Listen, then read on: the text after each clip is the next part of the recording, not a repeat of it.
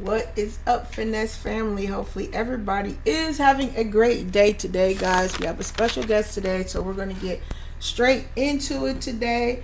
We have Dr. Cliff, and we're going to be talking about everything that goes into how we help the youth. We're going to talk about what is needed in the matter of how we're helping the youth on what they can do to guide them and keep them focused. Guides, right? And we're also going to have tips for parents and adults, things that they can do to keep the youth safe in society today. So basically, guys, we're focusing on the guide to planting these fruitful seeds for our youth moving forward in the future, right? So bonjour, hola, como está? Good day to you guys. If you are new to the channel, my name is Mrs. B Finesse of millennialfinessemindset.com. And here I educated you guys on how to have the mindful mindset and the finesse mindset. So the mindful mindset is you're being aware of others, you're gaining and learning understanding to why they feel and do what they do. And the finesse mindset is you faithfully innovating, inspiring, being naturally effective, and seeking success every day. That is our goal here. And here we're called the Finesse family. And if you're new, welcome to the channel, guys. So hopefully you guys are having a great day. We got a couple different camera angles here going, but it's good. So we're going to get the party started. Also, guys, if you have checked out Blue and Green Hundreds, the link is in the description. Make sure you check them out for family accessories and clothing items. All right, guys, so let's get started.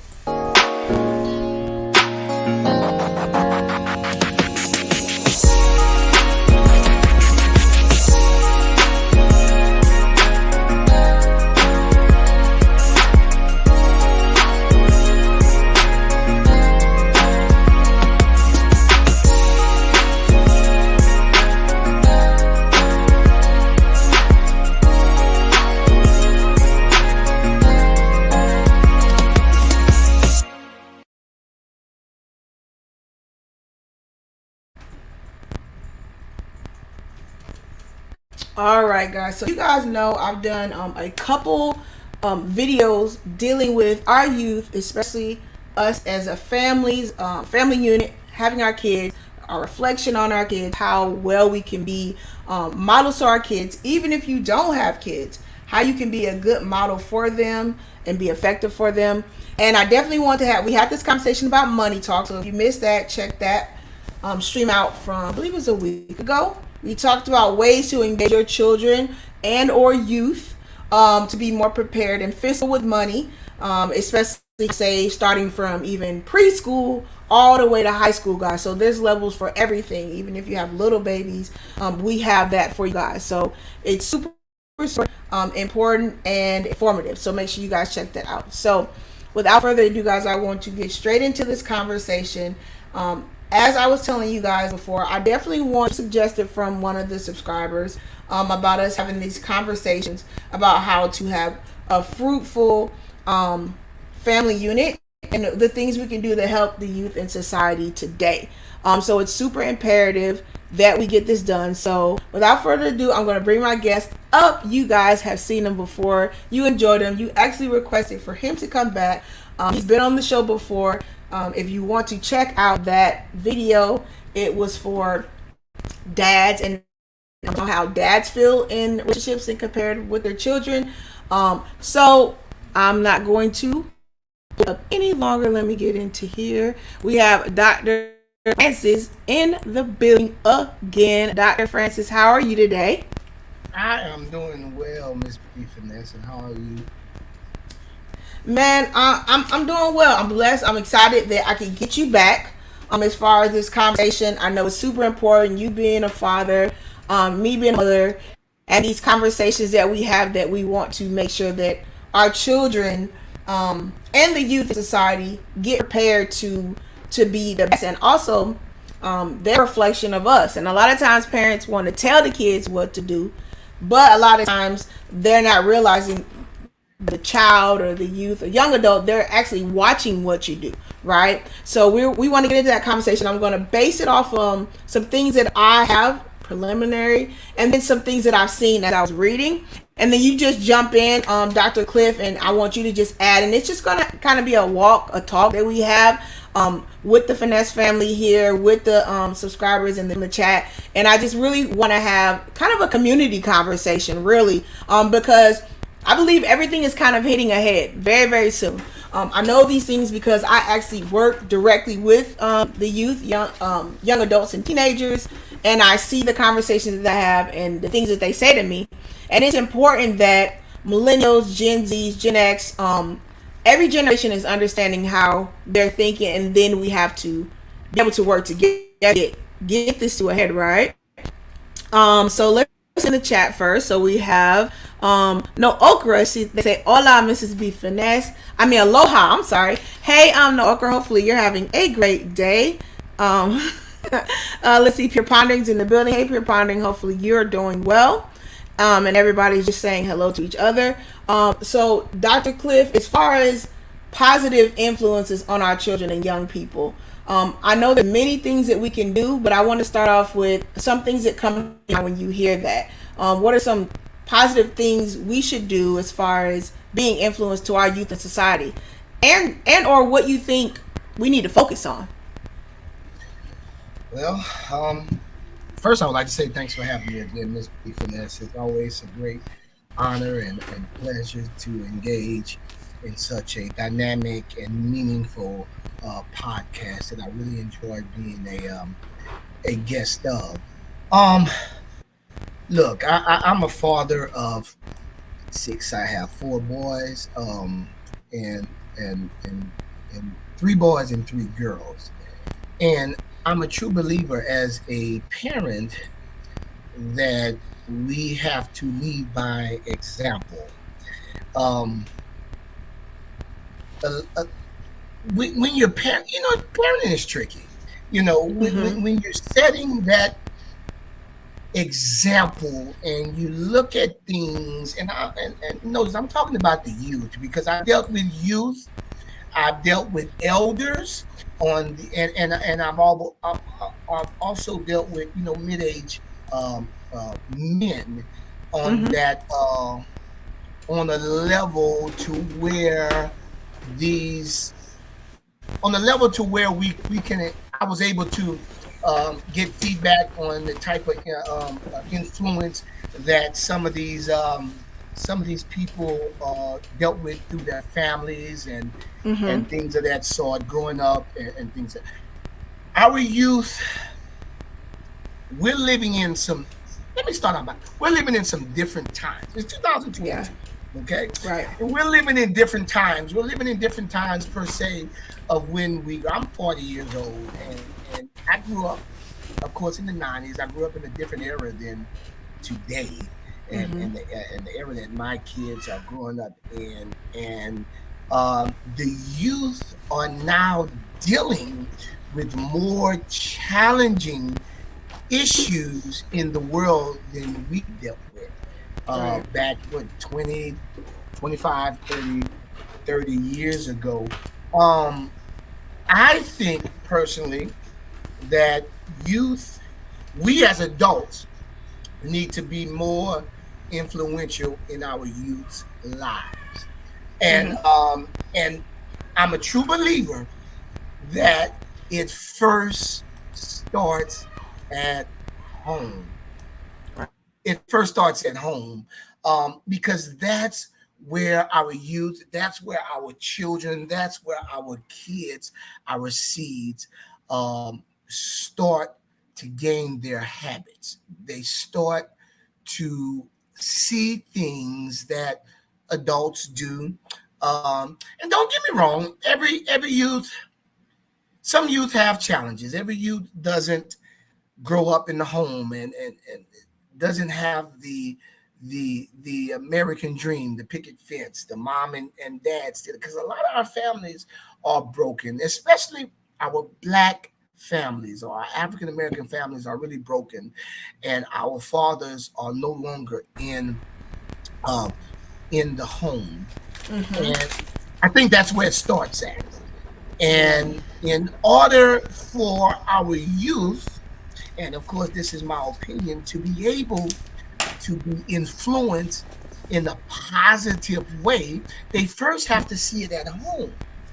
And when I look at my boys, and when I tell my boys all the time, and I said, I'm raising you to be men, not someone that can, because I always told them at 18, that is a age where, and mind you, I just had one that turned 18 about a month ago. And I told him, I said, this is where life begins. And I hope that everything that I've taught you, everything that you've learned from me, although everything may have not been to your liking, I've always tried to influence my kids in a positive manner. But we are losing our youth. And as I said before, I think it starts at home with the parents. We as parents have to do a better job at not per se raising our kids, but per se being that positive influence in our kids' lives. And I think it starts there. I think that is the beginning. And hey, Mm-hmm. sometimes it may work, sometimes it doesn't. Because at the end of the day, once a kid gets to that age where they can do what they want to do, some kids still stray away. Mm-hmm. But I've always been a believer that you can never give up on our youth. It doesn't have to be your kids. It doesn't have to be your own Right. biological kids. I work Right. I work in recreation. And so I dealt with kids that were not mine, but they were mine.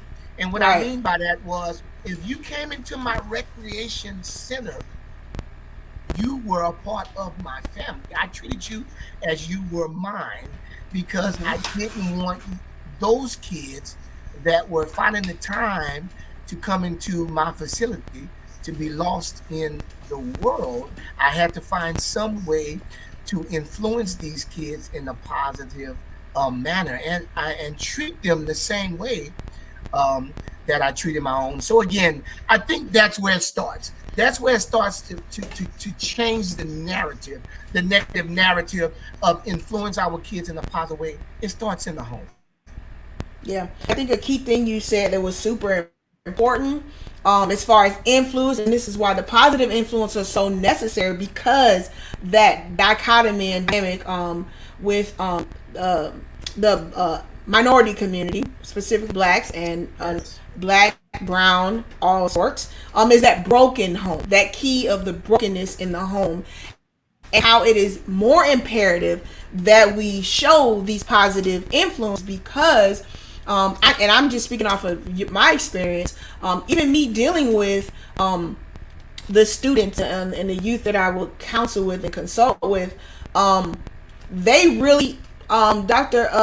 Cliff, they really even never heard positive things like, I'm proud of you, or you did very well, or, I expect you to do better because you are better. Even though in our broken homes that we that tend to be said because it's kind of generational. You mad because you're mad, so you're saying what the first thing that comes to you, and you're not realizing that is an effect on that child for years and years. I even know when I did a stream a couple months back, we were talking about teachers. I had a lot of the subscribers, Dr. Cliff, saying they remember the negative things that teachers said back when they were kindergartners, and they're 40 years old now, 50. So we have to be cognizant of that broken part. And this is why I do believe, even if you don't have a child, you should be concerned about the youth in society and want to do something. I mean, it might not be as much as you sponsor one for college, but step out and do something, because it's necessary. Because guess what? Those youth are going to be the pillars in the community, in the you go facilitate banks, retail stores, shops where you're getting gas. And if they are not, how can I say, if we're not paying attention to how they are coming up, woe be unto us, especially us as millennials too. we're that catalyst, Dr. Clifton, where we want to like change it. I believe that like it's like we don't want to kind of parent the same way. We want to have morals, but we want to change it. So I think that's super important. You can add to that if you like. Yeah, it's true. Listen, I've raised all my kids. I have one in college, one headed to college, one about to graduate, and two that's 10 and 9 and 14, 10 and 9. And we are living in a day and age where kids are more influenced on the outside of our homes than on the inside. Okay. And here's the problem with that. As you mentioned a second ago, kids are raised differently. Everyone doesn't parent the same. I may like this and someone else may like that. And when all of that comes together in one group and in a negative way, and our kids that who are being raised the correct way have been influenced by the negative perspective, then and have that interpretation of the way that this other kid or these other parents are raising their kids is the cool way, it brings problems not only in your home, but it brings problem for your child outside of your home. I know this because I've dealt with it personally, the where I've always taught my kids that you should always want to be a leader and never a follower. And I think that's so hard for our community, especially our African American community or people of brown descent, that being a follower, and don't get me wrong, it's okay to be a follower as long as it's in a positive way. But when those negative aspects get in the way of what the morals that you're teaching your kids at home, which could be the correct way, it brings problems. And I've dealt with that with my son when he was a few years ago.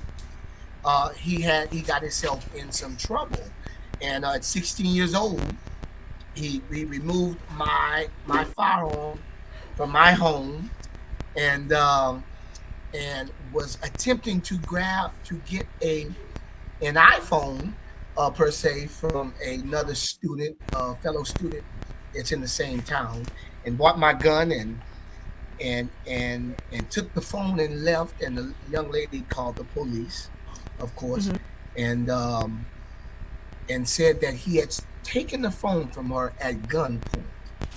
When I got the phone call that my son, 15-year-old son at the time, actually, was sitting in a Cameron Crowe Police Department on armed robbery charges, aggravated flight, and a minor with a firearm, it was mind-boggling to me, because when I look back at how I raised my kids, I told the cop, I said, "There's no way you must have the wrong number or have the wrong child in custody." And they say, "No, I have Clifton Francis Jr.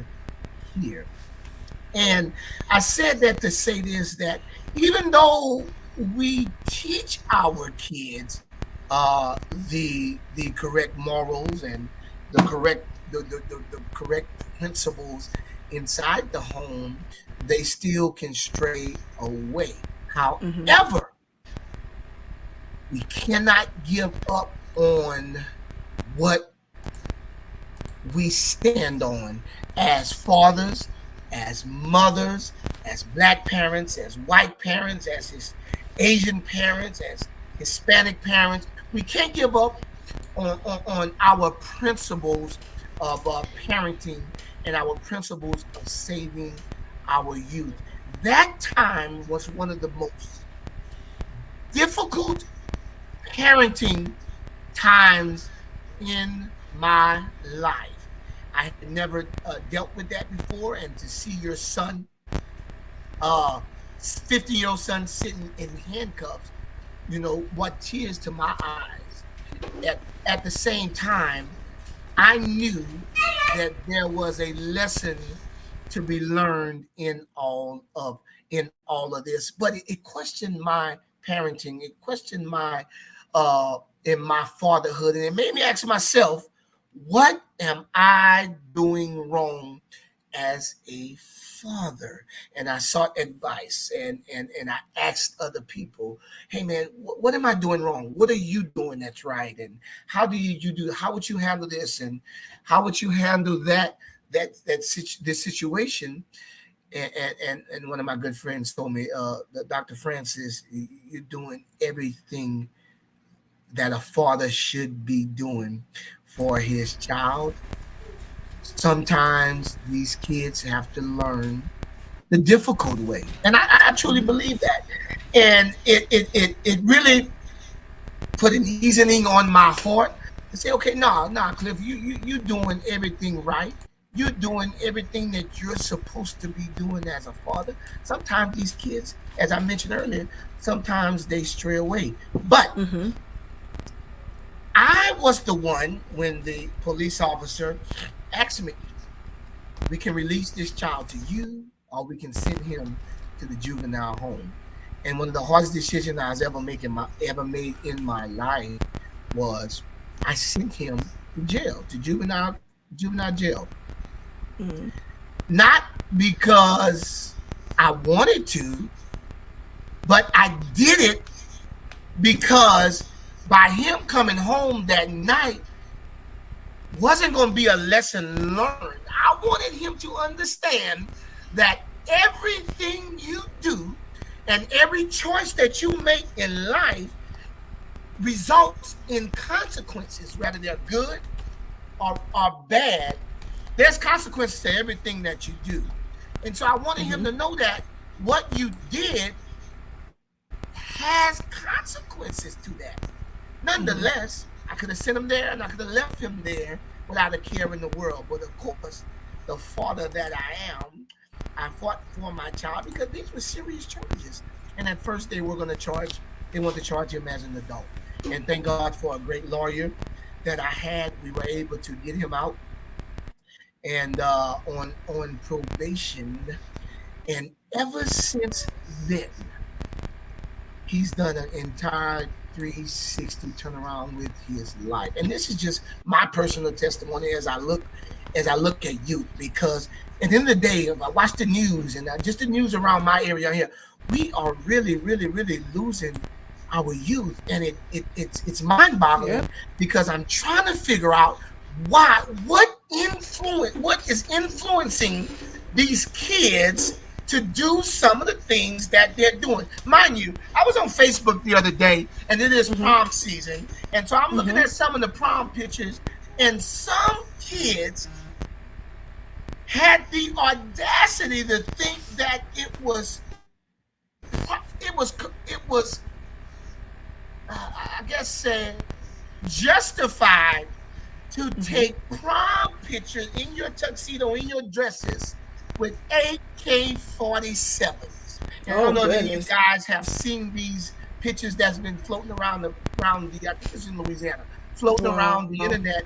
But they decided to take prom pictures with AK-47s, pointed at the camera, thinking that was just okay. And the first thing I said, and me and some friends said, what? Well, where are the parents? Who approved this? Why are we losing our youth? Because our parents think that this is okay as well. This is cool. This is all right. This is okay for these youth to go around killing other people's kids and selling drugs and beating up kids. And there's some parents think that's cool because at the end of the day, youth that's selling drugs or whatnot, that's paying their parents' bills, as long as those bills are paid, they think that it is okay to do. However, we have to change that narrative. We have to change it, and we have to change it soon, or we are going to lose our youth. And if it's like this for the millennials, which are our kids, God bless our grandkids. Right. And so um, we have a few of us that I think that's trying to change the narrative and trying to get some of these youth on the straight and narrow, um, for, just for their future, just so they can have a brighter future and hope that they can become successful and do something with their lives.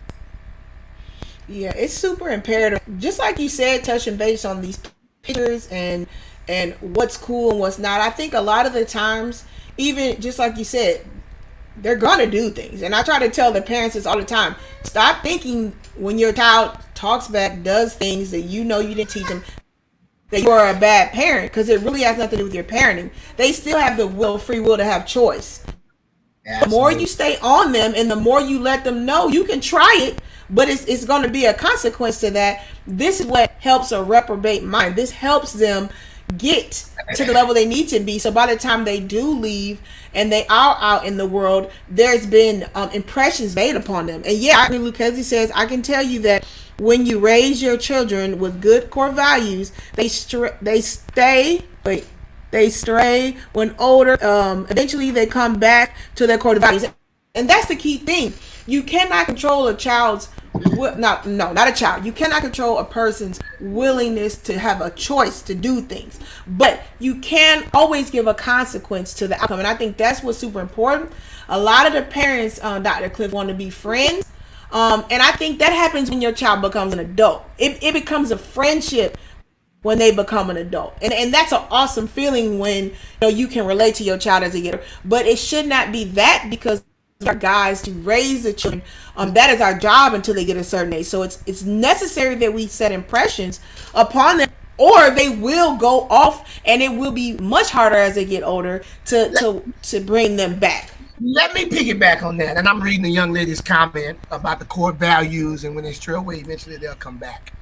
Let me say Thanks for the something. cash app, BGH. Let me say something about that. My oldest daughter, my 20-year-old, who's the one that's in college. Mm-hmm.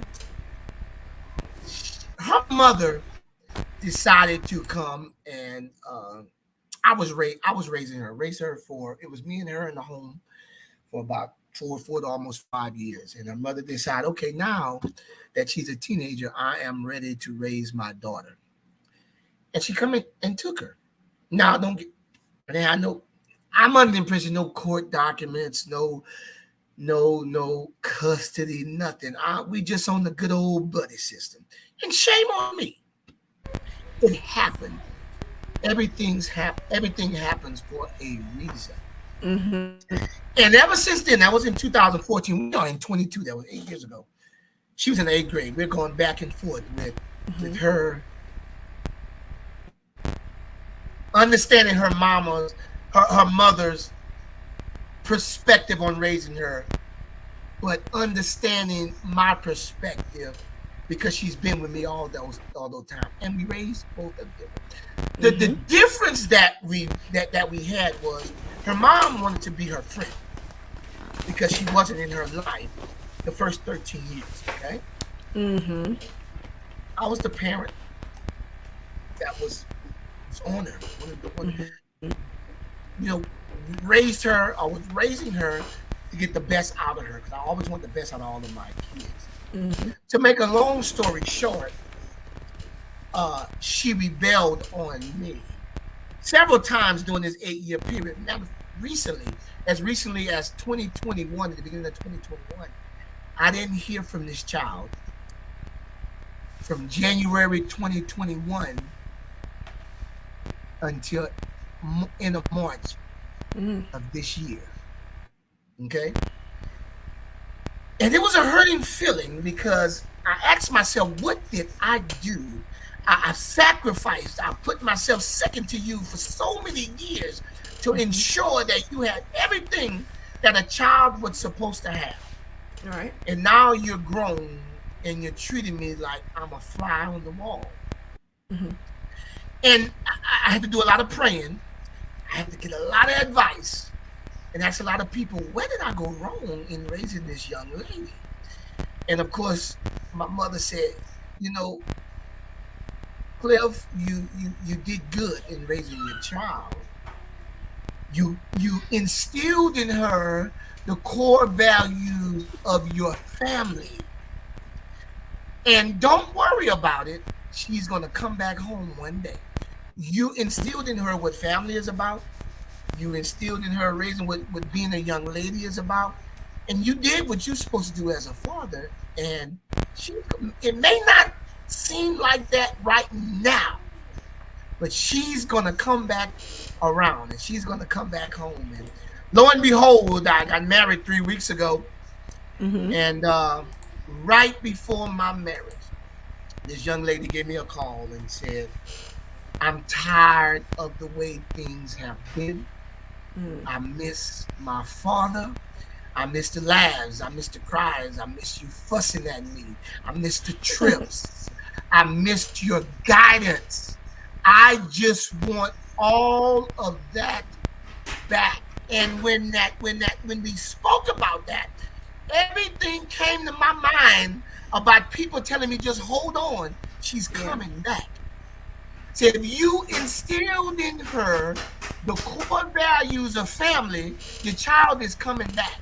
And when I got that phone call, that's Mm-hmm. the first thing that came to my head. So when I look at the young lady's comment, she's absolutely correct. If you instill in them strong, not just core values, but strong core values of what's Right. expected from you through family and through life, although they may stray away, they're going to come back. And that was one of the most proudest moments of my. And this just happened 3 weeks ago. One of the proudest Mm-hmm. moments of my life when my child came back into my life, and I think that's really, really, really important. And as I told her, I said, guess what? This is not happening again. I can't lose you anymore because life is too short. We're already Yeah. losing our youth, and we're losing people in these streets, and it doesn't Right. take but a second to lose somebody. So we can't waste that time dealing with anger and dealing with pettiness and Right. dealing with things that really doesn't represent the core values of a family. Yeah, and to me, I think about the prodigal son and that aspect of that he already knew in his heart that his son would come back, and he still gave him in his inheritance, and he still gave him everything, and he didn't mind it because I think that's imperative that we always have to have that that mindset that when you sow a seed and you put a seed down, ergo the title about fruitful seeds. I think a lot of times, Dr. Cliff, and you can jump in and add to this. A lot of times when we put these seeds down, we want to see like a harvest instantly. And I think a lot of times, especially with children, it took you 18 years to kind of get them there, and all that time and that span. We have to realize once we put that seed in that it's going to be fruitful, especially if our heart was in the right position and we were doing everything in our position to give the best and do the best. And I think a lot of times, like you were saying, with that anger, hate, a lot of times, a lot of people don't sit and ask that parent, that aunt, that even child, like, what were you going through in that moment? Because a lot of times, who knows, as far as a parent, they was estranged. In that parent's mind back then, they might have been, on drugs. They might have been going through something. They might have thought that they weren't enough, and that's why they stayed. So that's why a lot of times it's imperative to have conversations, and it's imperative, like you said, to not go long periods of time and assume somebody just doesn't want to talk to you or doesn't like you. You do have to honor somebody's will to talk to you. So I mean, you can't like force it, but always keep that open door. And the seeds are super important. That's really kind of the crux and the whole point of this conversation is to drop the seeds and be cognizant that you will that change, and you might endure. Dr. Cliff, let's talk kind of about endurance and that whole ideal of what we put into our kids and what we put out there in society. Well, listen. We listen.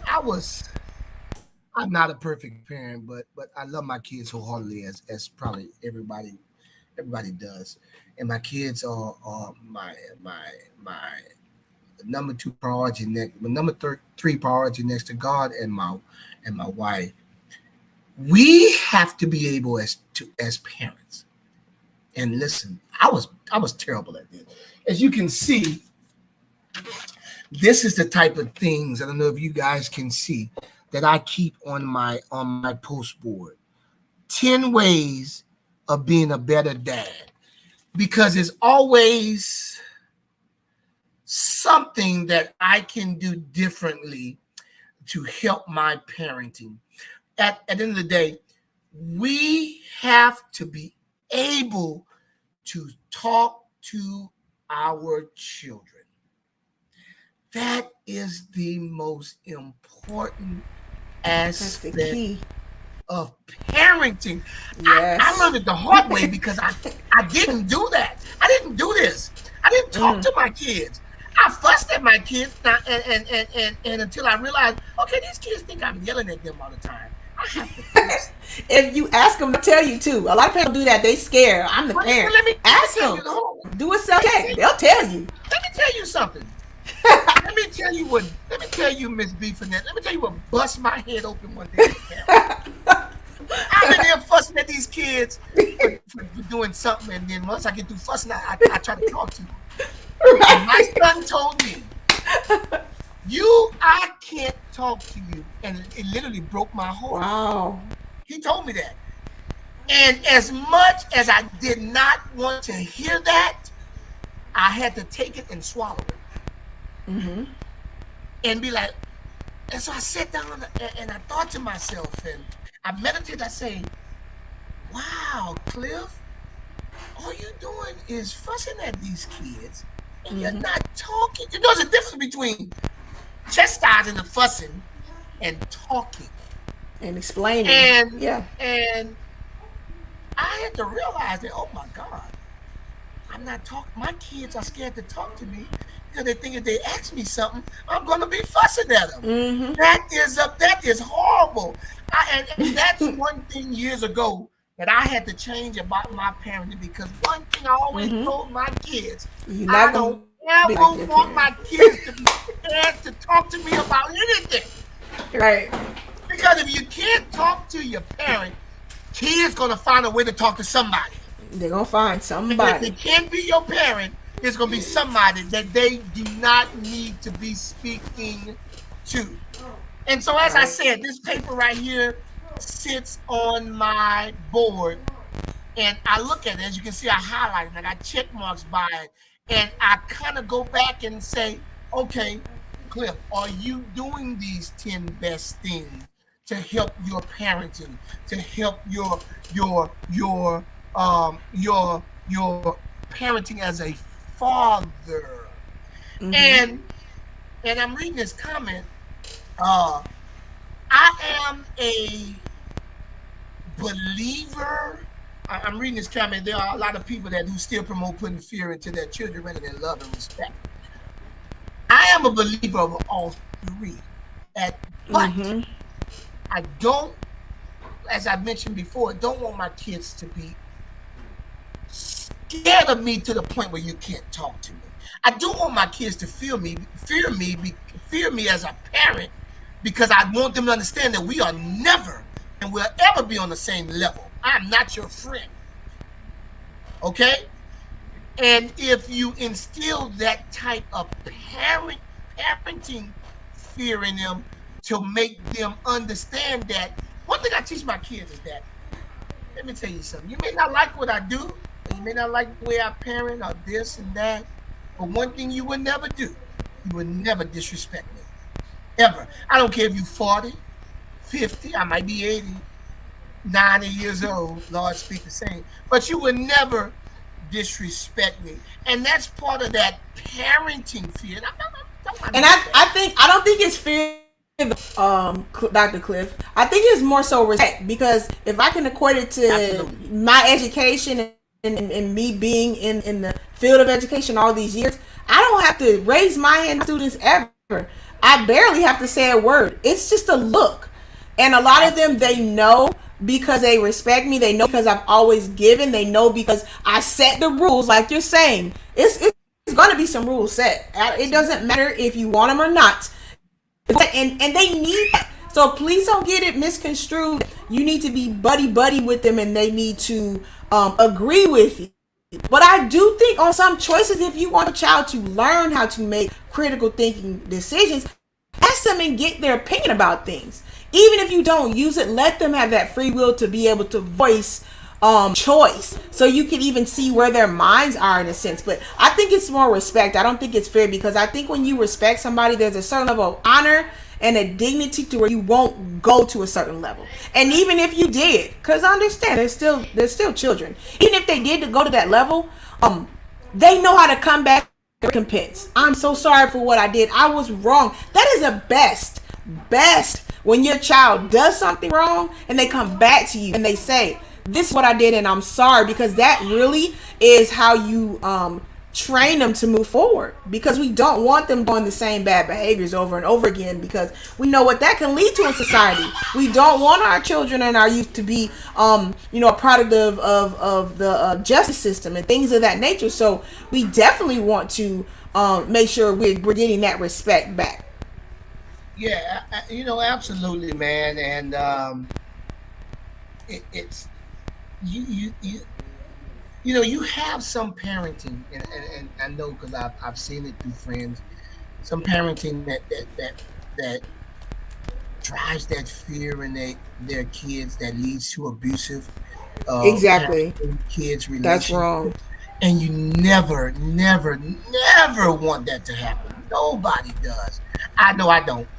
And you again, you want your kids to be able, as the young lady said in here, I'd much rather my kid talk to me.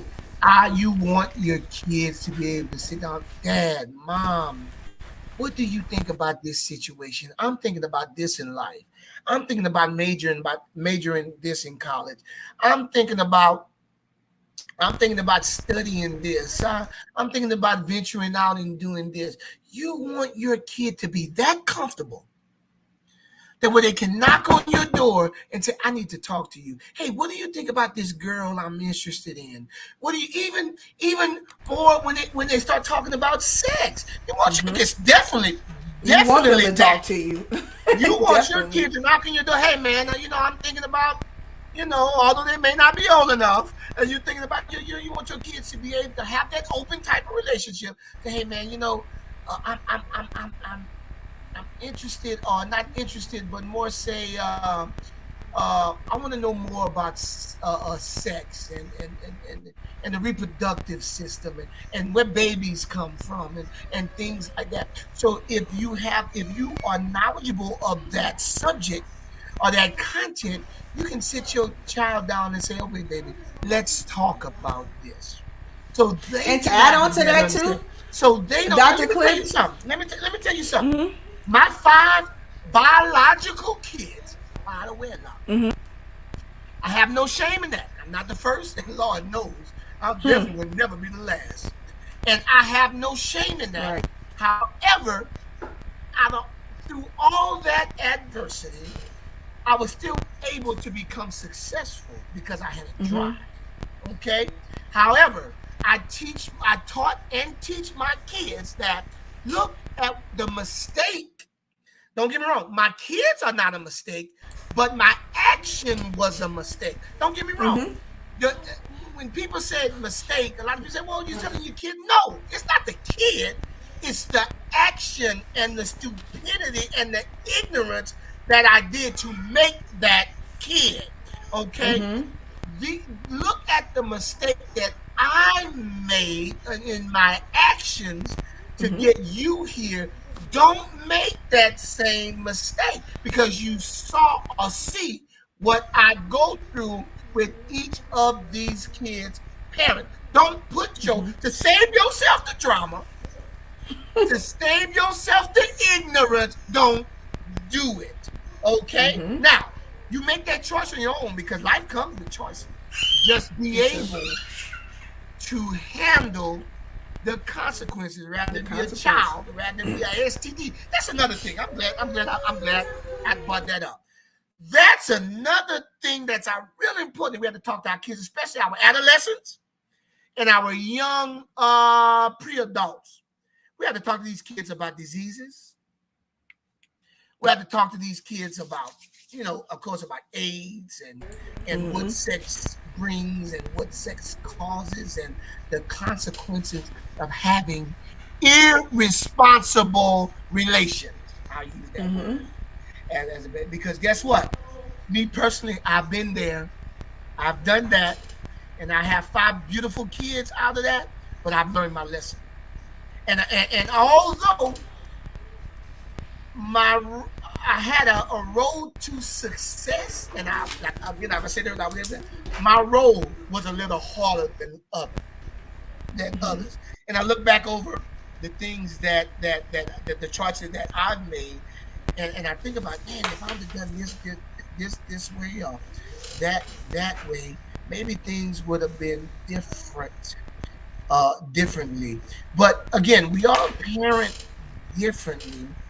And I truly think at the end of the day, we want the outcome to be these youth coming out of high school, these adolescents growing up, to be raised and to be nurtured in a positive manner. Right. Right. And I'm going to go back to what you said, Dr. Cliff. You were talking about the kids, talking to the kids about relationships, telling them about relationships, the choices and the consequences of certain acts in relationships.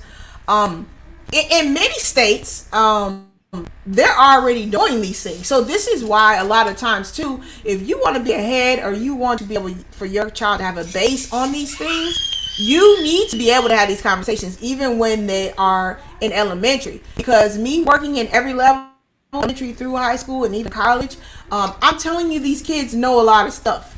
And the fact that in some states, it is being taught to them, reproductive system, different formalities of it. And once again, if you wait or you assume you don't want to talk to them till they're teenagers, you're far remiss, and it's so far gone at age.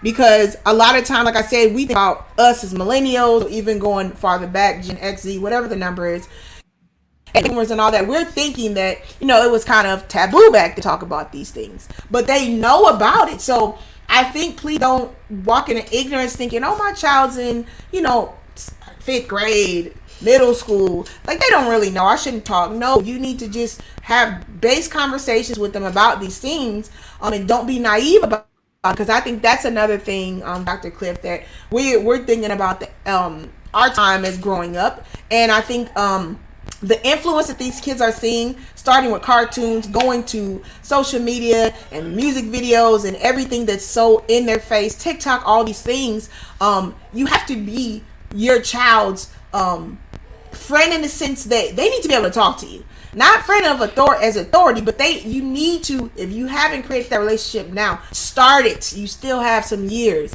because they need to be able to talk because of the mental health side of it, because of the mindset mentality of it. And I can tell this because even in school now, they've passed a law since C-19 started, right before C-19 started, that social emotional influence.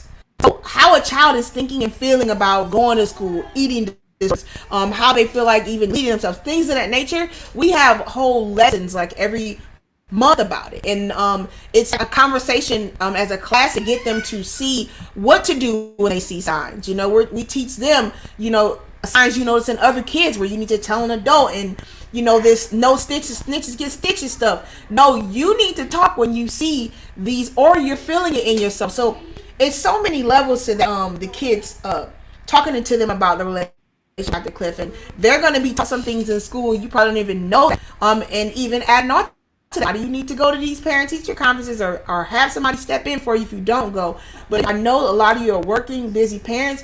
Make sure you take time for those things, because the school needs to see a parent there, preferably the dad.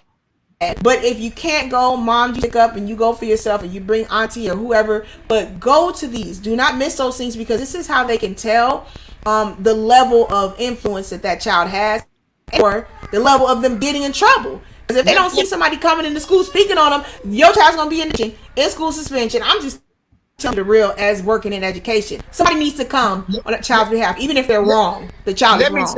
Let me say this, and I'm just gonna be real short.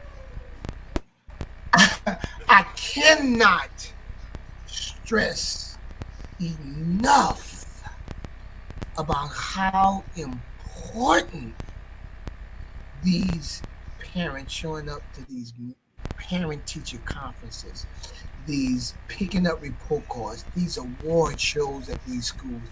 That is the most important, super important aspect of parenting. Trust me, people, your kids will never forget it.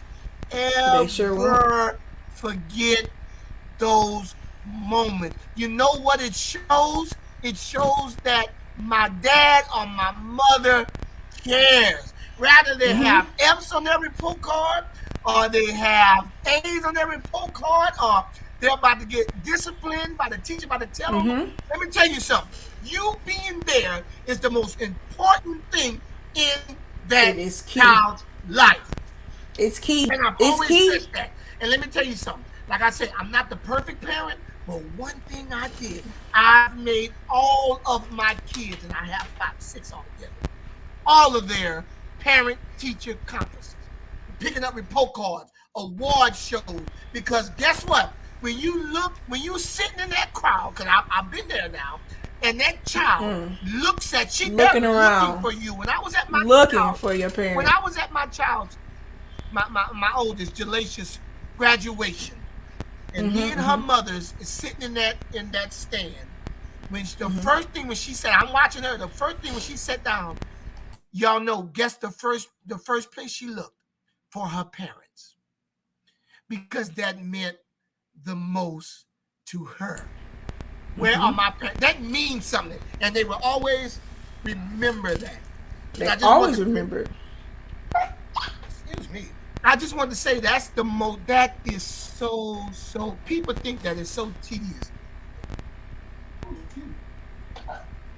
Excuse me, y'all. People think that it's so tedious, but it's so important. And that's why I try not to miss any of those, because they are so important. Your kids will never forget that. Go ahead. It's super important. Shout out to BH. Thank you again for another super chat. Appreciate that. Let's see. Titanium says, salute chat. Hey Titanium, hopefully you're having a great day today. So if you're just coming in, guys, get the likes up. We need to hit the like button on the way in to support the channel. Make sure you guys are sharing. We're having a dynamic conversation. We're talking about youth and society today, how this relates to parenting, and how even if you're not a parent, how there are key factors and things that we need to know in society on how to help our children facilitate and grow, steps that we need to take, things that we need to make that we're doing wrong but we're working on changing. I mean, we're just having kind of a community conversation about it, and we want to get everybody involved, every race, creed, color, religion. It's a super important conversation, just because what I've noticed, even working around different religions and cultures, people, I know in like 2 weeks, when my students come from other countries and they come here to the United States classes, in less than 2 weeks, it's so weird. 90% of them are Americanized. So it really doesn't matter living in the United States, what culture you're coming from. Many of those youth, those students assimilate to the American culture, and this society that we're dealing with here in the United States, and how it's facilitating and making impressions on our youth. We are having that conversation about that now. So these are key important things. Thank you guys who have been sending the super chats and cash apps and things of that nature, guys. Thank you. That supports the channel. And it's important. Dr. Cliff, I'm going back to what you were saying about consequences of life. I think it's key too, that going back to your story where you told us earlier, son, and how you had a choice at that point as a dad. Do you bail him out in a sense, or let him kind of go home and not deal with the consequence of the choice he made, or do you let him sit there? And my question to you about that, Dr. Cliff, because this is your lived experience, and so you can only tell this in the perception of you went through it. Now when you have conversations with your son, has there ever been a conversation where he's said that he appreciated that, or he learned from it?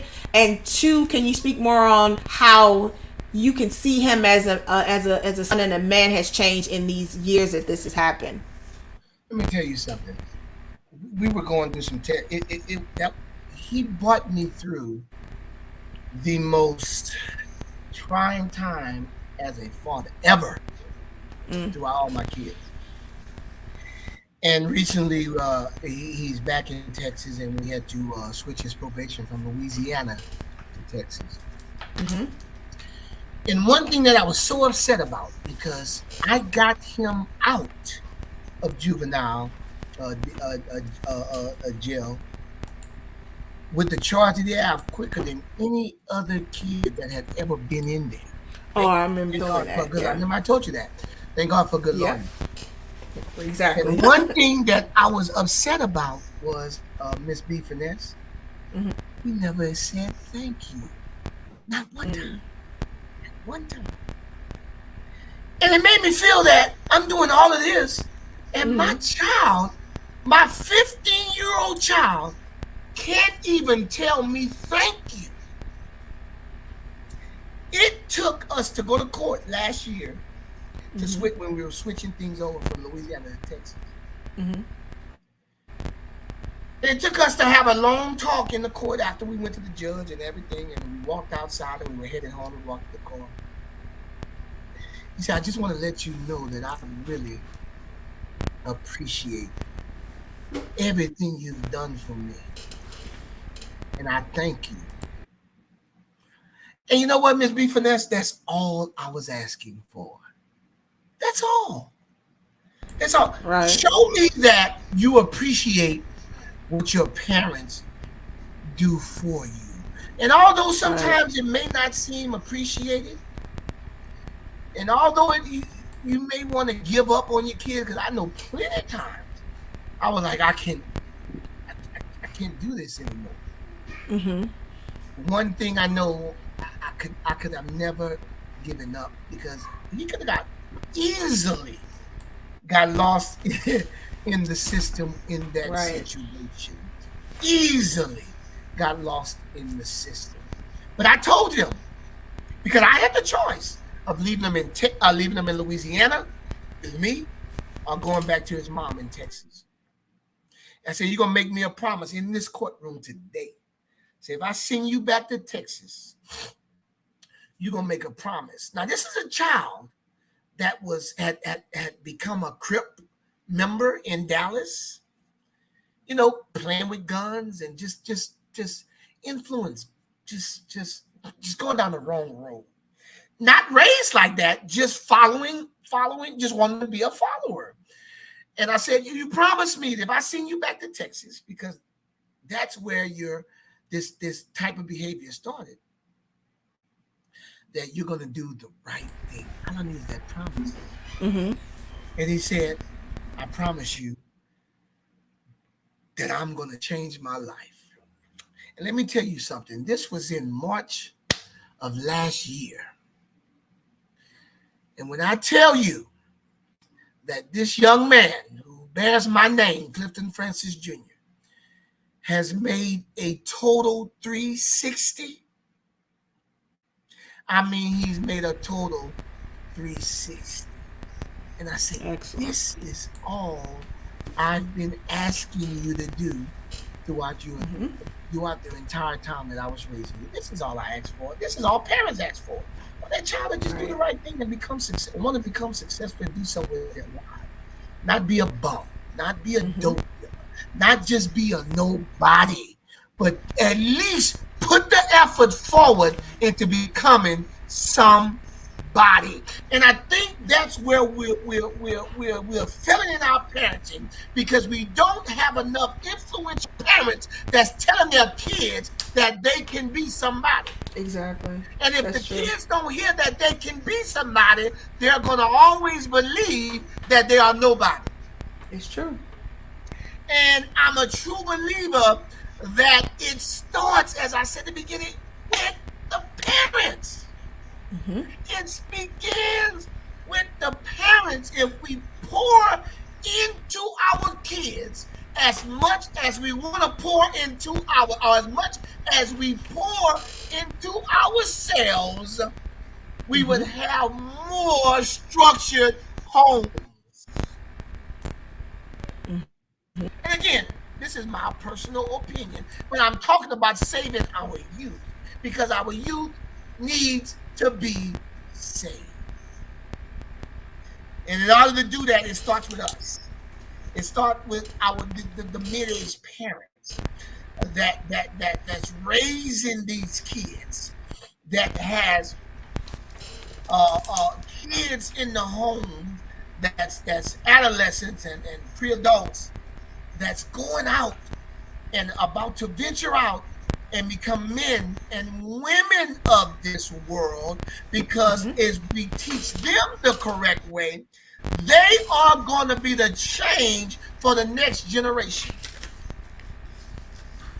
And I truly believe that it starts with it starts with us. The change begins with us. Are you going to just sit there and just be a parent, or are you going to be that parent that makes a change? Now, my question to you, Dr. Cliff, as far as, in the home and how we function with our kids in the home. Because I did a stream, I believe it was last week, when I was talking about family wealth and how to build generational wealth in your family. And we talked about the children seeing. I'm just wondering, is this something that you've done with your kids? Because it's something we've definitely done. And some other parents that I've talked with, they haven't done it. They are now. But the whole concept of them learning and seeing what the reality of life is, instead of you waiting till they're maybe teenagers or in 11th or 12th grade, have them understand what a bill is, show them the bills, have the concept of money and paying the bills, and how much money you make, as far as wages and things of that nature. I think that is a missed quality that's needed, because a lot of times, unless you are just super affluent and rich and wealthy and you have a lot to just pass down to your child, even those that are extremely wealthy, they don't give their kids everything. They put it in trust and they hold it till they get a certain age. And it's like still the extremely rich don't just give their kids everything, because a lot of them purported to work to get to that money or whatever. So my question to you is, how important do you think that is in our families, that we set that gauge and we're honest with our kids about money, where it comes from, even what we're making salary wise or per hour, and show them how juxtaposition it is to paying the bills, and how much money comes out and what's really left. How do you think that's key in raising our kids for society and the youth? And what's funny about it, I always tell my kids, I always told and tell my kids that you see this water you're using, this nice room you have, this bedroom set, these games, these skateboards, these motor scooters, this light you keep flickering off and on, this food you're getting in my refrigerator, this gas I got to use to take you to these sporting events, these medical bills that I got to take you when you get sick. Brother, that is not free. I go to work every day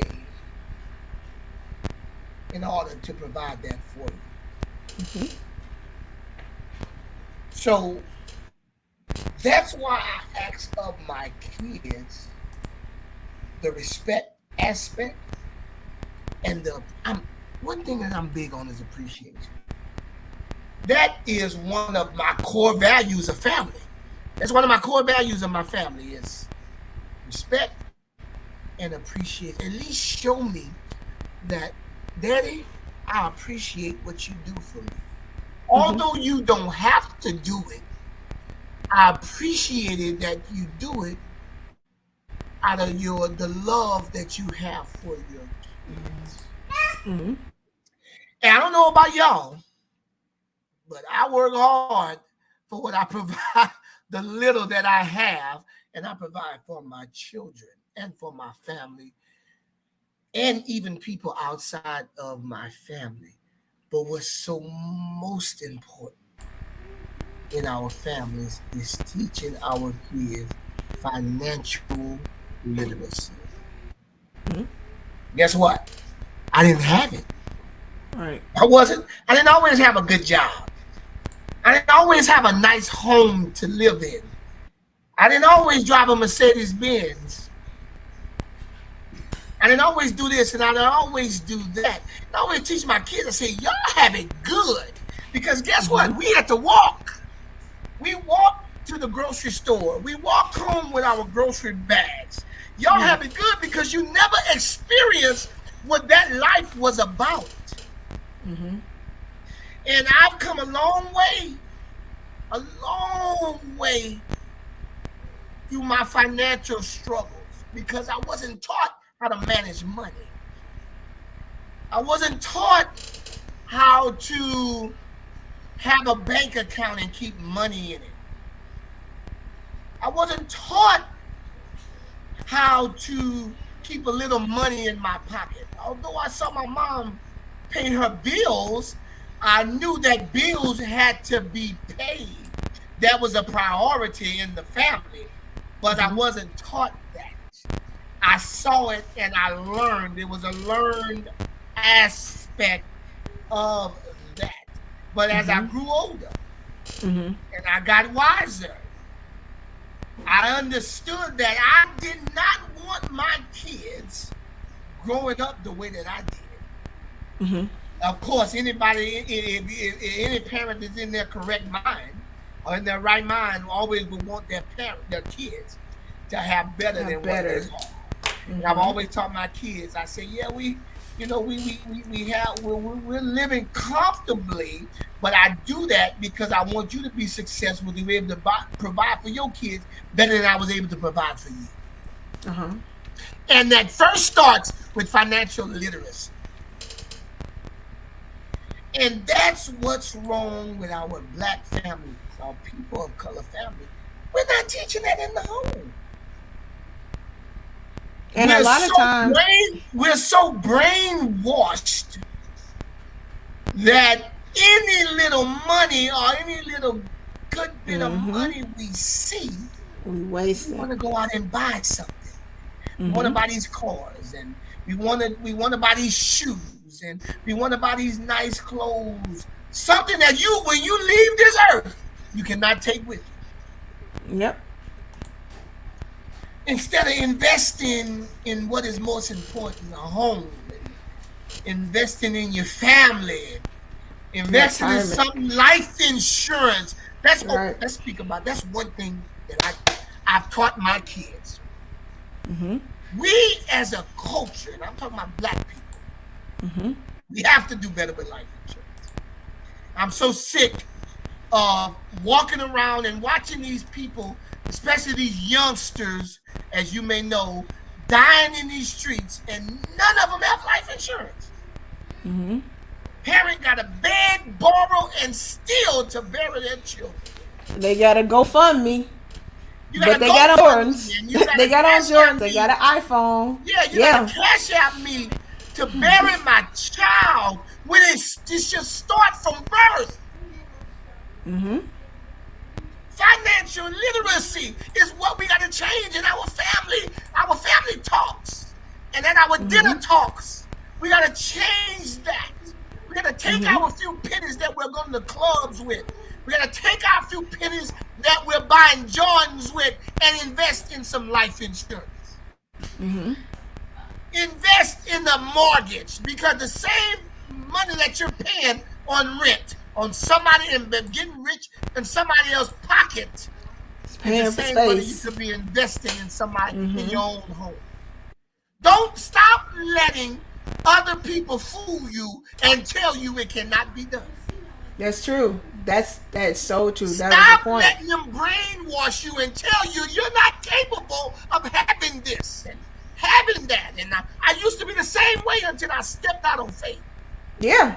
You had to believe it was a mindset. That's a poverty mindset. We talked about that last with Dr. Cliff. Absolutely. It's a poverty mindset we taught as a culture. We don't think we can have it. Listen, we are, and I'm going to say this, we are brainwashed. Slavery.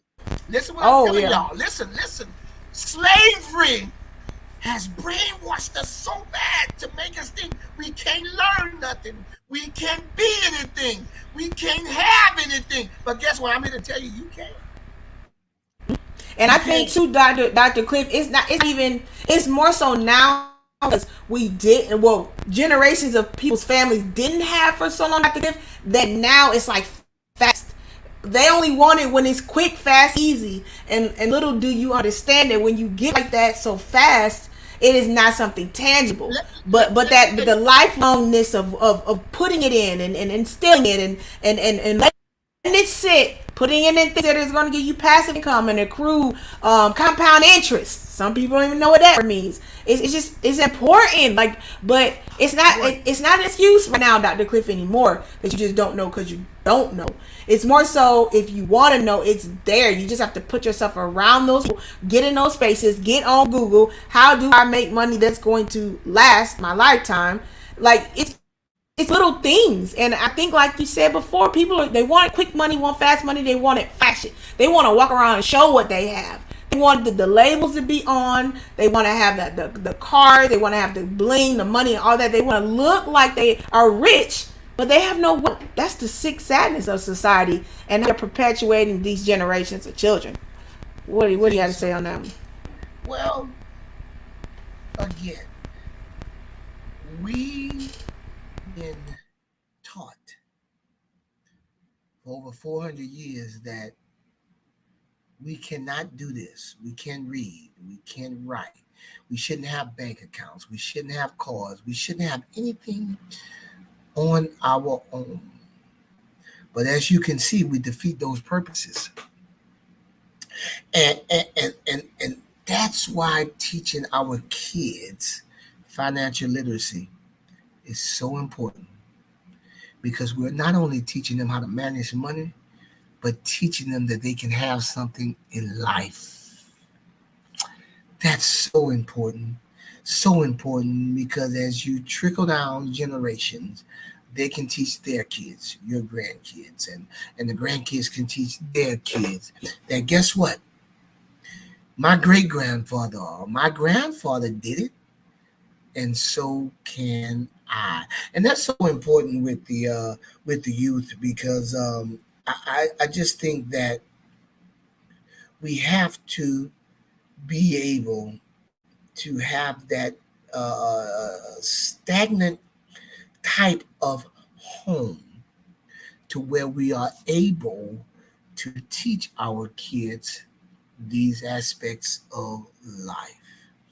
And in order to not lose them, it starts with those aspects: love, sharing, caring, financial literacy, being able to talk to your kids, just core values that just really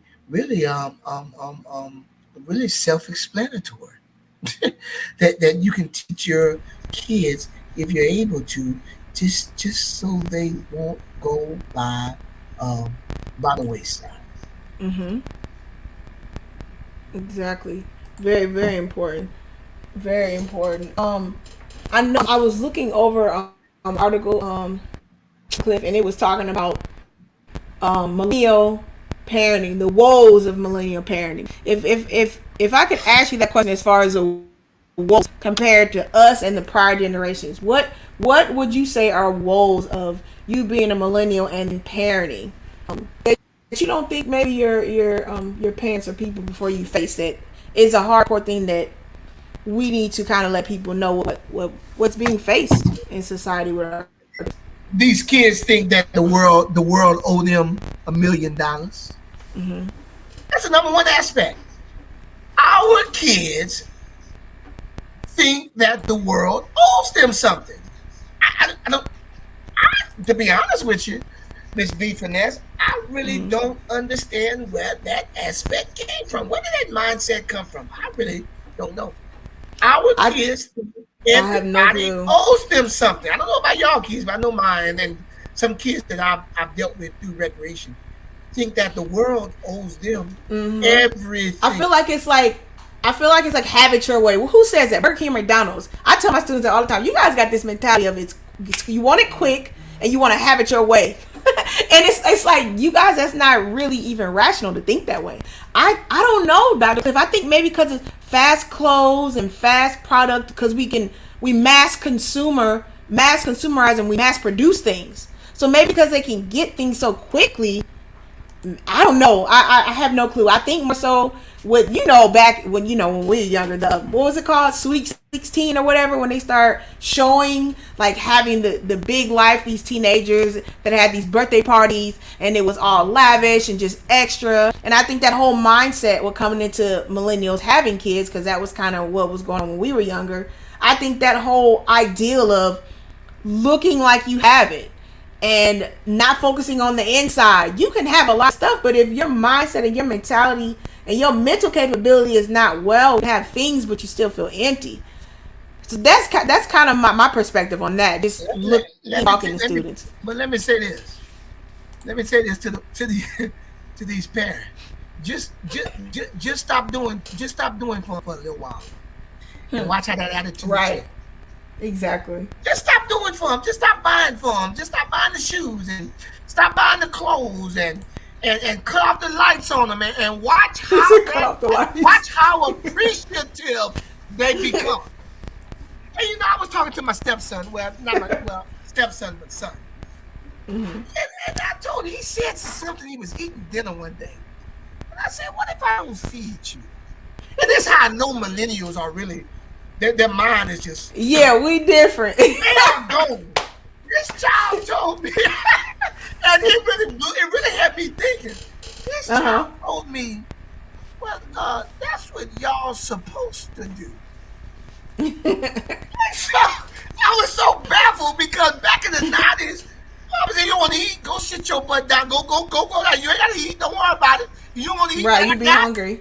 You gonna go to bed hungry. I know y'all heard that before. You gonna just go to bed hungry. This child said, y'all supposed to feed me. That blew my mind. I said, I tell you what, you don't eat what's on that plate, you're gonna be hungry, you know what, in a few minutes. Mm-hmm. And it just baffled me, because that showed me these kids' mindset of how they think that everything is supposed to be handed to them. But guess what? This household, they in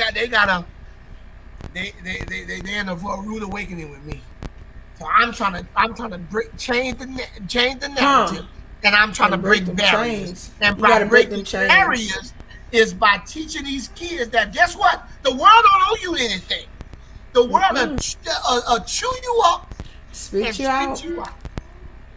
And I think that's why it's so important that you have to instill things in them, and don't be scared parenting, because me talking to, I probably should have been consulting to these parents, because I've worked with so many of the parents, just talking to them beyond on the outside, those that ask for me to help them or whatever. But the whole concept of a lot of parents will not admit it, but it's like this kind of scaredness they have of the child. They don't want to argue, and I get that to a sense. Like, you don't have the energy when you get off work to go back and forth with them. You don't have the energy because they're going to be like, well, why or whatever.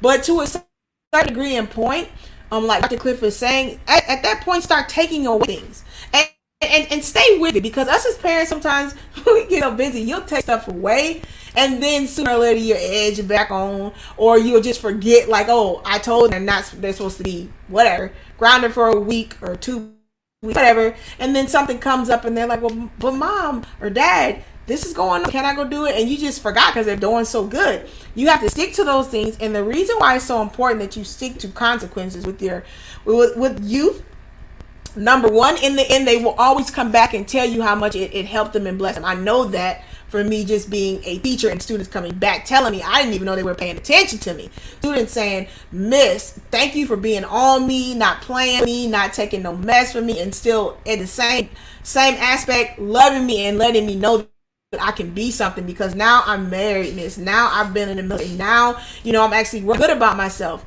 And I think a lot of times we think what's happening right now, Dr. Cliff, we don't think about the fruit from our seed, the things we put down. And it's super important that we keep some type of structure, because that's what they need. I used to ask my students this so they could visualize what a parent and an adult has to see. I said, if I let kids come in here, because my class is like military boot camp, we have fun, but the first 2 weeks, Ain't no laughing or nothing in there because I want to set a standard. And I asked him, I said, so what if I let you guys come in first day, do whatever? Oh, miss, we'll love it. Second day, about half the kids were like, I don't think I like that. You letting us in here talk and do what we want because we can't get nothing done, miss. The third day. By the time I said the third day, almost all the kids except the one kid that wanted to be the funny clown.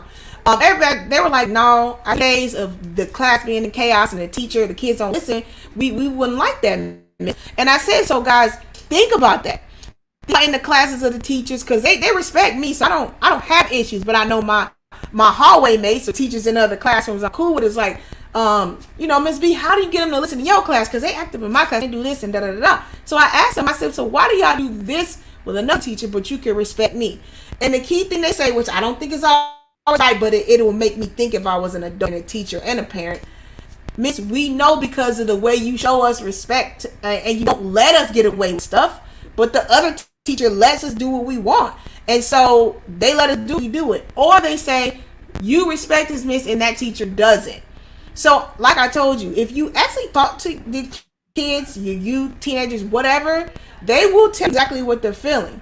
And if you don't agree with it to a certain extent, you need to use that as a model moving forward, because like Dr. was saying, if you come with harshness and rigidness and all this extra just negativity instead of balancing it, you have to balance it. And a lot of times parents and adults dealing with kids, we don't realize we harboring a lot of emotions when we talking to them.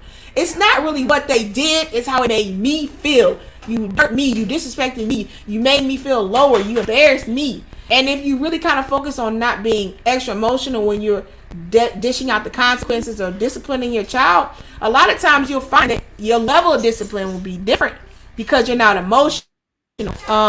What's your view on that, Dr. Cliff? Well, you look at, I'm sorry, I'm putting something back in this drawer. Hold on, y'all. Give me 1 second. No, you're fine. Once guys, thank you for the super chats. Thank you for everybody hitting the like button. Make sure you guys are sharing, because my daughter says sharing is caring is sharing. And thank you guys for hitting the like button and being here to watch this. So, okay, Dr. Cliff, you got the floor. Well, just kids are that's another thing. I'm glad you said that, because kids are when you look at parenting, you also have to keep kids' emotions in thought. Correct? I truly think that especially when you're raising girls. I have 3 beautiful girls, and I raise my girls differently than I raise my boys, of course, because you're looking at 2 different genders. Okay, I'm raising my boys to be men, and I'm raising my girls not to, of course, to be young ladies, but I'm raising it from the perspective of a man perspective of how a lady should conduct themselves. Right. But that's one thing I had to learn as well. Keep in mind kids' emotions, because you never know what kids go through. But it goes back to the kids being able to talk to their parents. That has something to do with emotions. That has something to do with self-esteem, because you never know what the kid's going through. And I learned something when my oldest left my home. When her mom came and got her, I learned something about her that I didn't know at that time. That she was going through emotionally. And as if I didn't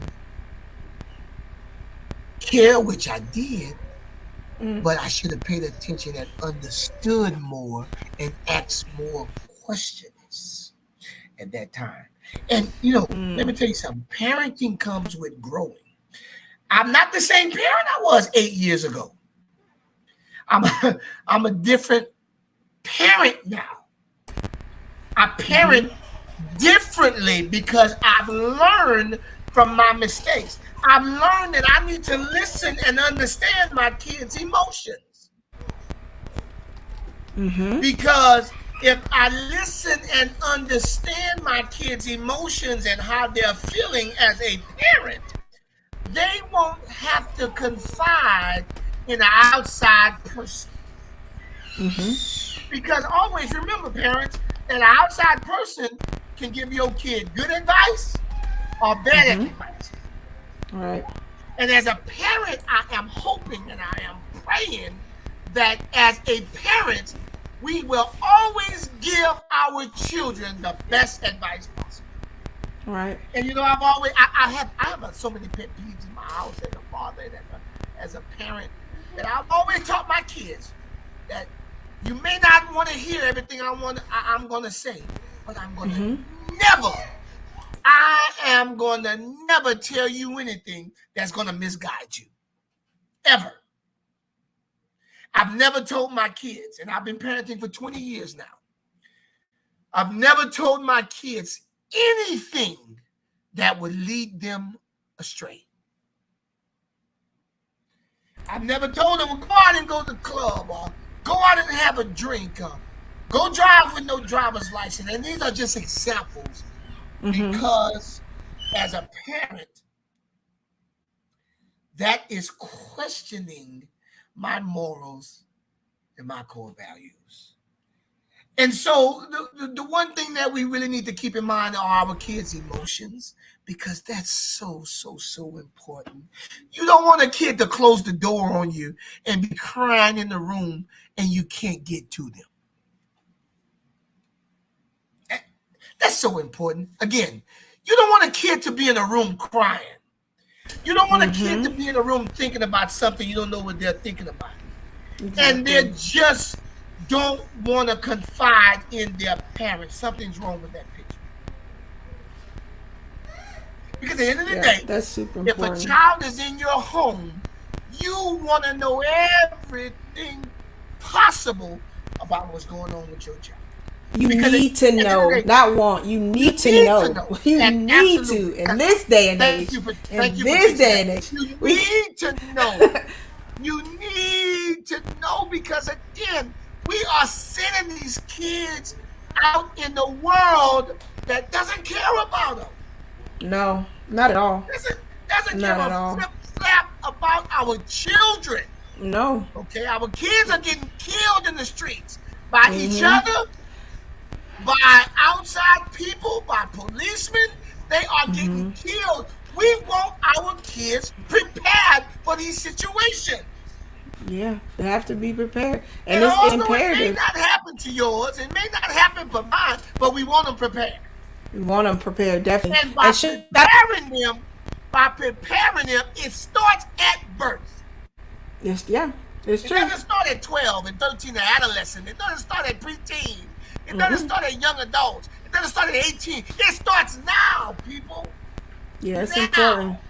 Let me give a shout out to David Hunt. Hey, David. He says, this is such a neat conversation. And he says, thanks, Mrs. B. Finesse, for curating it. As always, David, I appreciate you. Thank you for stopping by. Thank you for being here. And shout out to David. He is a channel member. So if you guys join the channel and support, you guys will see the channel member join button next to subscribe. Why don't you consider it, guys? Because it helps the channel's growth. So shout out to David, one of the Finesse Fam channel members. And right now, guys, hit that like button if you're coming in. We are now having a discussion with our special guest, Dr. Francis, and we're talking about how important, guys, this is. This conversation about our youth and how we move with this conversation and how we even help youth as a community. Yes, we need to focus on our central family, our children, but I mean, they're going to be around other children in the neighborhood, at school. So it's a community effort that we have to facilitate here, because it is super important. We need to be cognizant, as you know, Dr. Cliff and I are discussing, conversations. We need to be cognizant of one of our emotions, how we're responding to kids emotionally. Where are we at mentally when we're chastising them, when we're giving them consequence, punishing them, disciplining them? Where are we at? Our reflection. Kids are not going to do what you tell them. They're going to do what they see. So how are we walking in a light? How we look as far as the key thing that that is a precipice of all this, the broken homes, the broken generational homes are broken, and how we can stop that, as Dr. Cliff said. We can stop these things from happening in their tracks by our mindsets. This poverty mindset we have as a culture and a generation of people too, to believe we can't have more, to believe it's got to be fast the way we get it. We got to do lascivious, illegal things to get it. It's the only way we can be big and have money and be able to do things, when that's not true. A lot of times it just takes method and knowing to move forward. So super important conversation. Once again, shout out to those that are sending in the cash apps too. Let's see. Pure Pondering says, I taught my 32-year-old son to be able to take care of everything around the house, repairs, cooking, and cleaning. That has served him well. I'm teaching the younger ones the same, including my daughter. So even bouncing on that, Dr. Cliff, you say you talked to you the way you raise him as a man with your children is different. As far as teaching your son different qualities and things, what would you say to our society and people listening about, I guess you could say, social norms and the things that we teach our sons, and how as a man in society now in this culture, in this climate, what are the necessary things that we should focus on with our sons and then our daughters from the male ideal and perspective? And any man in the chat too, you guys can jump in, say your perspective of how you see or idealness of the parenting, what we need to focus on with the girls, and what we should focus on with our young men. First thing I teach my men is that we as men are taught to take care of our families. You know, that has always been the perspective of the I just should say the black, but men, not just the black family, but mainly the black family, but any family. The men have been deemed the backbone of the family. I teach my kids, hey man, when you get out there, in order to have a few things in life, you see your daddy worked hard and he got a few things in life. In order to have that, no one's going to give that to you. I mean, unless you grew up rich, of course, like you mentioned earlier, Miss B Finesse. Unless someone's going to write you a $1 million check,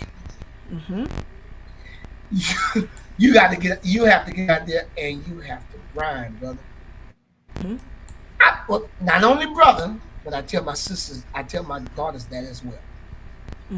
You have to grind and don't expect anybody to give you anything. So, in other words, don't expect any handouts.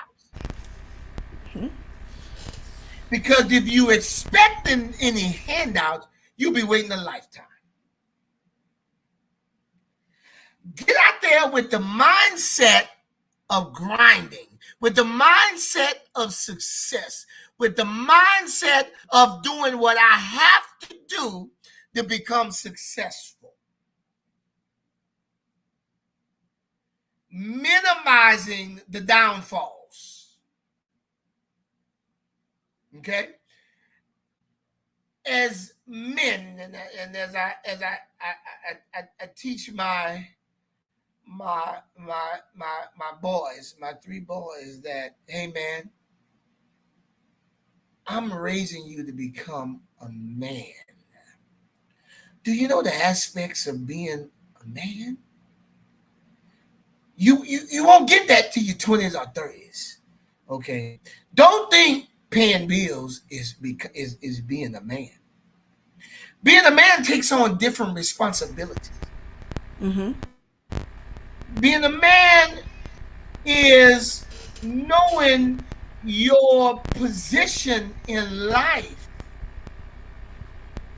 And that's also in womanhood. Being a woman is knowing your position in life. Being a woman is taking on responsibilities in life. Because at the end of the day, when you first get out there, every woman is not going to have a man to take care of. Every man is not going to have a woman to take care of her. So, in order to be successful, You have to have the mindset of getting out of your parents' home knowing that you're going to be successful. Because if your mind is not on success, it has to be on failure. Because you only have two options: success or failure. Choose one. And like I tell my kids all the time, I say, look, I'm successful. I did what I had to do. I've got my bachelor's degree. I've got my master's degree. I've got my PhD. I have a career. I have a nice home. I have nice cars. I've done all that. My job is to show you how you can do the same thing with minimizing your mistakes. And so in order to do that, it first needs to be influential through my parenting. Yeah. My child told me one time, I was fussing at him, as they say I always do. He told me something that I had to actually stop talking, and it blew me back. I had never heard it before. I say, who is your hero? He said, you're my hero. Now, don't get me wrong. Any father should expect that from their son. But with the millennial age, you look at the Stephen Currys and the Tiger Woods and the Michael Jordans and the rappers and such and so that can be anybody's hero. But when my child said that you're my hero, I knew right then I was doing something correct. Always strive to be your kid's hero. And if your child ever tell you, ask your child, who is your hero? Who influenced you? Who are you motivated by? Where do you get your living aspects from? Who teaches you about you? And if they say you, trust me, you're doing something correct. And it blew me back. And just a few weeks ago, when my son was here for the Bayou Classic weekend, which they come every year, and we go celebrate the great Grambling State University and Southern University football game in New Orleans, Louisiana, which Grambling wins all the time. My son had a project due. He's a senior, graduating in a few months. And he was doing his applications for college. And God is good, because he's been accepted into 9 colleges and 5 academic scholarships and 3 football scholarships. And he chose Oklahoma Panhandle State University, in which he has a full academic and athletic scholarship. Good. And he was doing a essay for Colorado State University, which was one of his choices at the time, for admissions. And they asked him to write a essay on someone who has influenced him in his life. And when he was down, I said, well, son, before you turn that in, I want to proofread it, make sure you got all your grammatical, make sure you have any grammatical errors and whatnot. And he sent it to me and read it. And lo and behold, when I opened this document, guess who his essay was about. Now, I would have never guessed who his essay was about, but when I started reading it, it asked him, who was the most influential person in your life? And he said, my father, because I've seen him struggle getting his PhD. I've seen him become successful raising 5 kids. I've seen him get through adversity and never shed a tear. And what that meant to me was that everything I instilled in him and everything I poured in him did not go in vain. And it brought tears to my eyes because I say, Lord, thank you. Thank you. Because everything that I've done and everything that I've told this child did not go in vain.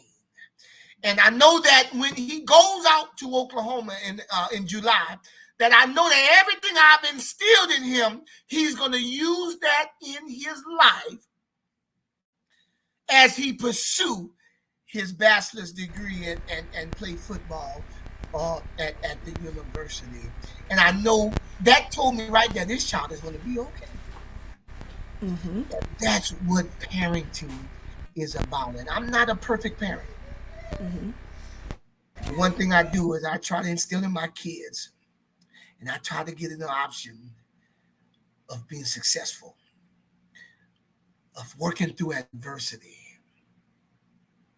of working through hardships, mm-hmm. and the most importantly, I'm never forgetting the core values of family. And that one was key, Dr. Cliff. That whole aspect of adversity.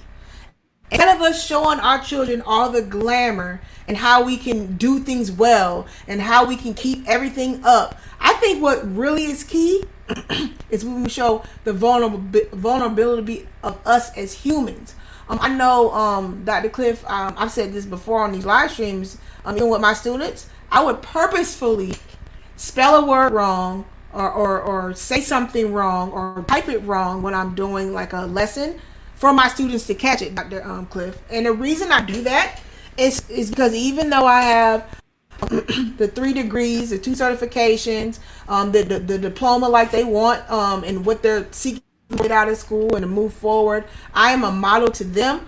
But yet and still, I want them to know we still, as humans, even as we still make mistakes and we still can mess up and fail. But the point is to get up again, the adversity of it all. And I would purposefully let them find it, say in front of the class, miss, you spelled that wrong, or you typed that in wrong. Oh, yeah, I guess I'm human too, like you. So I definitely want you to speak on that aspect of us as curating to our youth in society and our children, how important it is that we show our flaws, how we show what it's like when we're down up instead of how we ride high. I think that was really key what you said, adversity. Yeah, look, man, excuse me, adversity. Oh, Lord. That was a good one, though. Man, adversity, that's such a tender word. It's just, that's a tender word, because I'm sure everybody that's in this chat, everybody that's on this podcast have dealt with some type of adversity. And me personally, I like to talk about, I can only talk about what I've experienced, because I can never give someone advice on something I've never experienced before in my life. Adversity is so key to having a successful family, because a successful youth, or raising youth per se, because if you've never been to adversity, how do please give my phone number of Miss B Finesse to anyone that has ever become successful without dealing with adversity. Exactly, so important. It's important. I was going to talk about going up. I want to know how to live my next 40 years being successful with never without adversity, without dealing with nothing. and I truly think, some people say nothing is impossible, but I truly think that one might be on that. Exactly. Be on that list, because adversity is the key to life. Man. And although it's a tender word, it is the key to life. Because although listen, let me tell you something, people. I lost. April 25th was 3 days ago. What today is? The 28th. Yeah. 3 days ago that I had the 3-year anniversary of losing my ex-wife and my son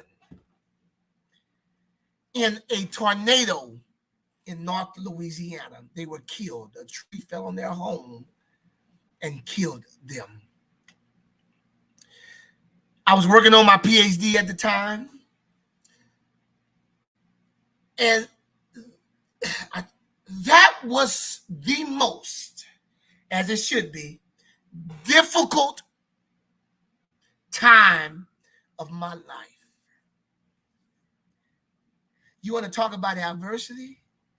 Talk about writing a dissertation. And during that time, getting a phone call that your son and your ex-wife have been killed. I think I spoke about this in the last podcast. And although I had to ponder the fact that I would never see my son and I would never speak to Kendra again, I knew that the doctorate and the PhD and my goal that I had in mind that I was working on still had to be completed.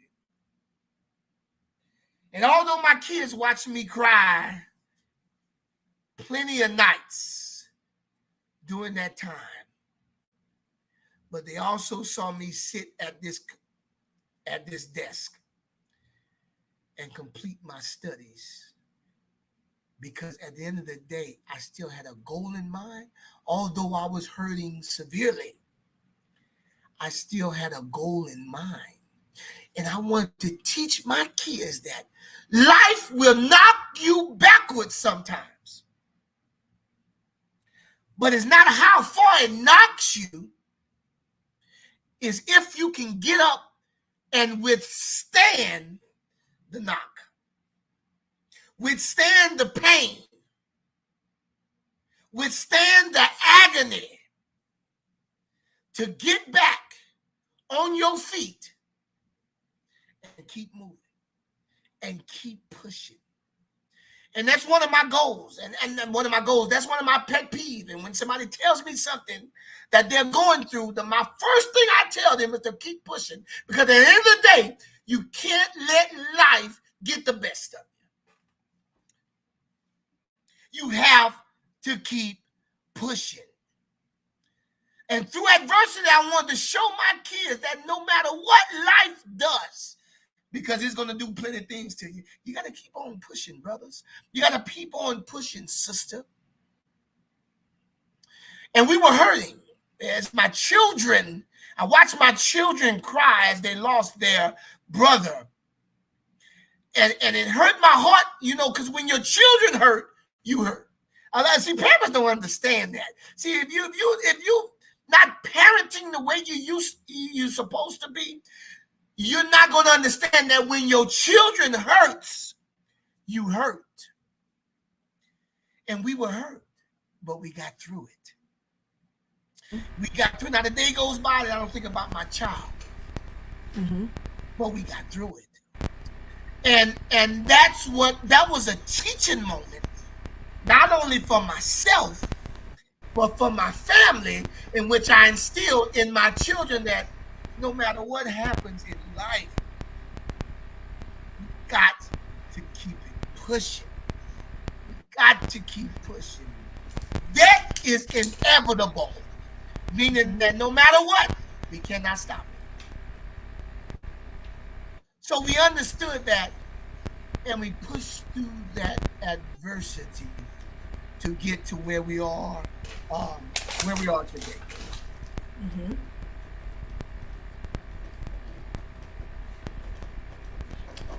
Yeah, and it's super important. Thank you for once again mentioning that. You did mention that on the last stream, because I believe we did talk about single fathers and their how they function and move as far as parenting and things that they go through that a lot of people don't see. And you had a very thorough discussion about it. And so it's super important, and I think always we have to show the kids adversity. They have to watch us go through adversity, because if you keep only showing to your child or whatever youth you're influencing around the good of everything, mentally they will not know how to function with the woes in life as things come. They will not mentally be able to take it. And ergo, what will happen is they will want to not be able to deal with problems and not take them, and lead to even, self-deletion and things of that nature. So they have to understand the balance of dealing with struggles, and know that if you're there, they do have a community, and that they have somebody to depend on. But even if they didn't, that it will end soon, and it's just something like an endurance race for them. So it's super, super important. So thank you for that. So what I want to kind of do now, Dr. Cliff, is kind of go through just some key bullet points on how we can help influence our youth, set seeds, see the fruit come from the seeds. Some key things we want to make sure when we're dealing with our youth, is we want to follow their interests, learn to ask questions, practice teaching them empathy, know your limits, and being a role model. So are there any one of those that you to just kind of talk about, Dr. Cliff, before I just elaborate on these key things that will help our youth as far as them moving forward and having that mindset of dealing with adversity, but knowing that they can do the things that they put their mind to, and that time will tell. It doesn't have to be something quick and a quick turnaround of money or an outcome or grades or anything. Just be diligent. Anything specifically you wanted to talk about as far as follow interests with our youth? Encourage, learn to ask questions, teach empathy, and know your child's limits, or be a good role model. Is there any one of those you want to touch base on? Yeah, I'm gonna be real short because I have to go in a minute. Just be a role model. You parents, you just don't know. Although your kids may not tell you, may not say anything to you, period pondering. Although your 32-year-old son may not tell you, or he may tell you as well, but you or his father, whoever, they are role models to these kids, and that's that's the most. I think the most out of everything we said, one of the core values that is the most important in family is being a role model to your kids. No, being a positive role model. Let's fix that, Miss B Finesse, because again, you can have negative role models in the home. Let's say a positive role model to your kids in ways that you're being positively influential in your kids' upbringing, in your kids' success, so that they can become. You're giving them all the aspects to, and all the again aspects for them to be more to be successful. All the tools per se to be successful in life. All right, Finesse family. So follow their interests. This is super important while we're curating our youth. We want to make sure that find things that they're interested in. A lot of you parents and adults, you might not even know because you never asked your child. But always, what I really love that that we definitely work and do as far as honoring that aspect. We find the interests of our children and we invest in them. We definitely invest in them. So when you find opportunities in your child, they like different things, and it's something that is going to lead to a positive outcome in their life, we're not going to invest in negative stuff. But yeah, follow their interests, because you'll be kind of shocked what your kids are actually good at and what you can curate from that, right? As we spoke before, learn to ask questions. Let your child be able to ask you questions and be open to listen. Try not to make crazy faces when you hear your child say something that you just didn't want to hear or you shocked about. Just be open so they feel comfortable talking to you, and let them know. Tell them, I don't care if they don't talk. Keep saying it. If you want to talk to me about anything, I'm willing to listen to you, and I'm open to listen. Sometimes you're going to have to keep saying that to your child because they don't trust you yet. And it's not that they don't trust you. It's more so they don't trust your outcome of the emotion, right? So you have to be dealing with them. Don't think in a child to keep asking something, right? A lot of times they're just trying to see if you care. And they want you to keep asking them, because that in their mind they think if they don't ask, they don't care. So focus on that too. Teach empathy. I think it's super important that we show empathy in situations to our youth, so they can see that everything is not just black and white. And then also know your child's limits. A lot of us parents, you're trying to live vicariously through your child. and it's not what your child's meant to do. So you need to be able to spot that. Don't be living vicariously through them. Know their limits and be able to help them see the things that they are as far as their interests. And then last but not least, like Dr. Cliff said, be a good role model. So Dr. Cliff, I think that pretty much hits it the nail in the head. I'm so excited about having you here. I thank you for taking that time out to come and be on the live stream show again. It is all so appreciated. Is there any final words you wanted to say to the before? Hey, Wally got his picture up now. What's up, Wally? He says, "Hey, Nets fam. Anything else you want to add, Dr. Cliff, before we go ahead and end this excellent stream, guys? Make sure you share this. This was great information.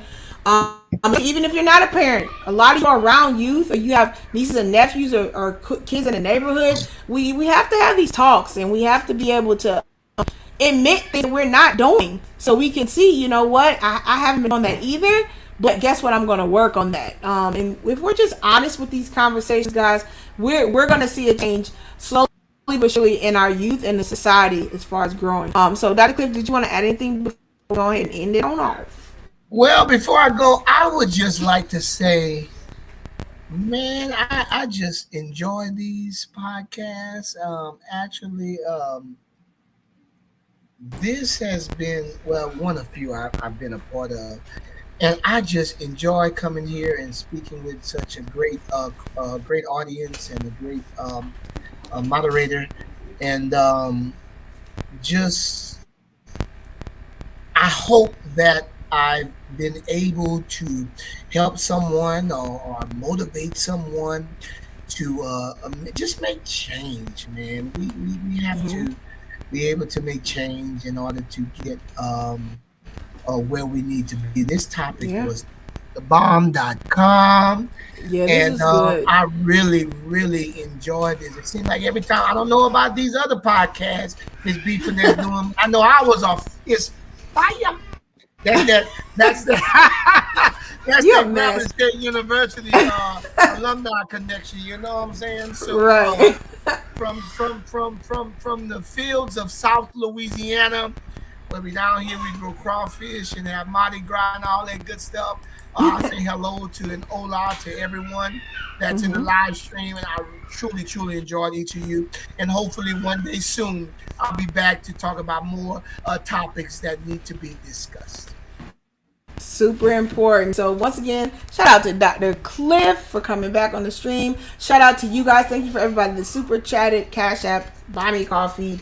Also, guys, too, there's a new thing that they added. So I have super thanks too. So even if it's not a live stream, you can go back to videos. And if you want to super chat on the video, I guess what it does is it highlights your comment on the video now. So it's another way to support the channel and help contribute to it. Thank you for the channel members that join, the Finesse family channel members. Thank you for them. Shout out to David Hunt, guys. If you have not checked him out, make sure you guys check him out. I believe he's still Mondays, Wednesdays, and Fridays at 6 a.m.